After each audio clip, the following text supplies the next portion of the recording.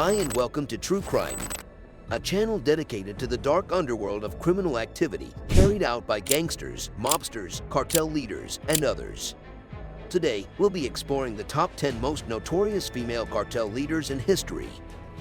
These women have not only proven themselves to be tough, but they have also made a lasting impact on the criminal underworld, rising to the top of their respective organizations through fear, intelligence, and sheer determination. Let's get started. Number 10. Sandra Ávila Beltrán.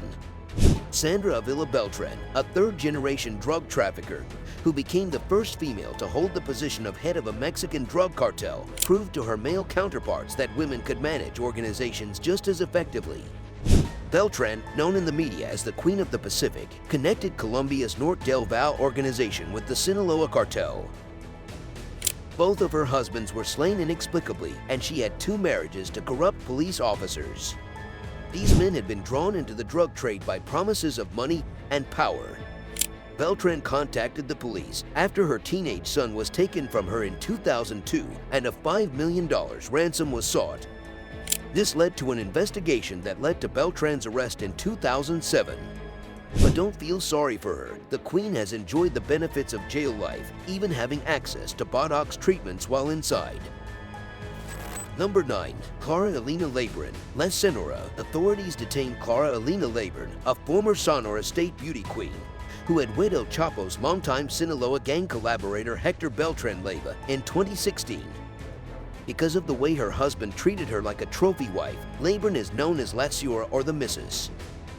After his brother and business partner Alfredo was detained by Mexican authorities in 2008, Beltran Leiva split from El Chapo and established his gang. Beltran Leiva started a deadly fight against the Sinaloa cartel because he believed El Chapo had turned on his brother to the authorities. As part of her husband's Beltran Leiva cartel, Laborín was hired to oversee the money laundering operation.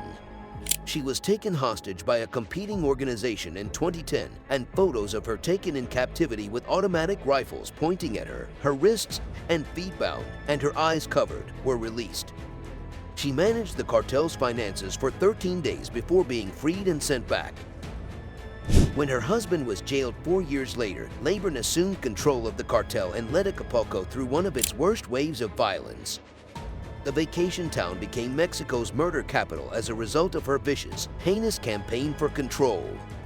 While the Beltran Leiva cartel battled the independent cartel of Acapulco, tourists were trapped in the gunfire and had to walk over bodies covered in bullets on the beaches. Number 8. Griselda Blanco. The Black Widow, a squat, dumpy Colombian lady who gained control over the Miami drug scene in the early 1980s, is arguably the most well-known female drug lord in history. Griselda was cruel from the beginning, kidnapping a child for ransom when she was just 11 years old. She immigrated to the country and finally moved to Florida, where she contributed to the establishment of the network that brought tons of coke into the country. Griselda was able to hire a vast network of thugs thanks to her income of more than $8 million per month, and it is commonly accepted that she is responsible for more than 200 homicides. She was finally taken into custody in 1985, but after spending 10 years there, she was sent back to her native Colombia. Since then, she has only been cited once, although it is still widely believed that the Black Widow is still involved in the drug trade. Number 7. Maria Jimenez. Despite never having been at the top of a pyramid, the lethal cartel assassin, known as La Tosca, more than merited a place on our list due to the authority she exercised on the streets.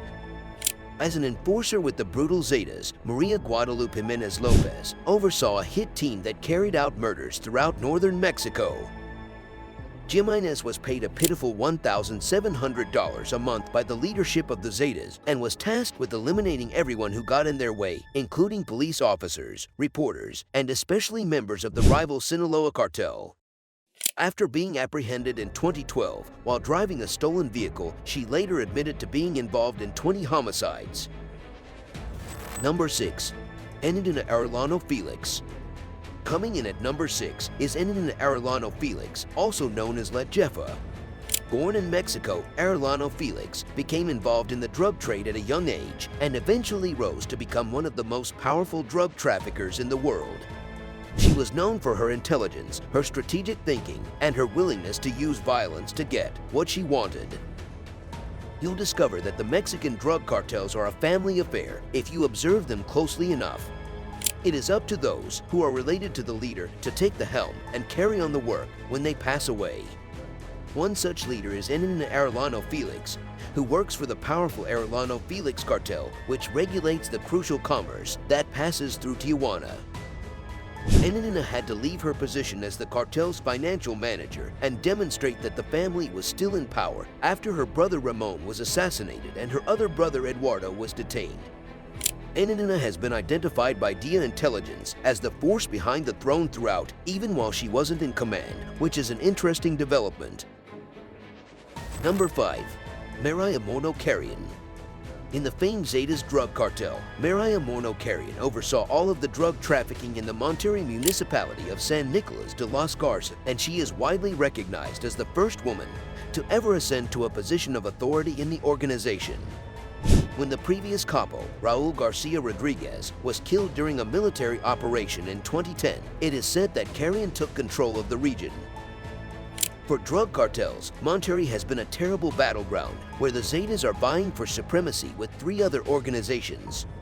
Before an undercover operation busted Carrion, also known as La Flaca, in a stolen car with both cocaine and marijuana on her person, she had only been successful for a year. Number 4. Thelma Wright. What happens when your husband gets fried up in the pan when you depend on him to bring home the bacon? The Black Mafia in Philadelphia was abrupt without a leader after drug lord Jackie Wright was assassinated in 1986. This situation was rectified by Wright's wife, Thelma, who took over. Intimately involved in Jackie's business transactions during their marriage, Thelma Wright solidified the Black Mafia's control over the drug trade in the 1980s and 1990s. She even lived in Los Angeles for a while to do illegal business there. At some point, Thelma decided to leave the drug business behind and start a new life out of concern for her son Jackim's future. Not frequently that occurs. Number 3. Kath Pettinghill. There are leaders of drug cartels who are not Mexican.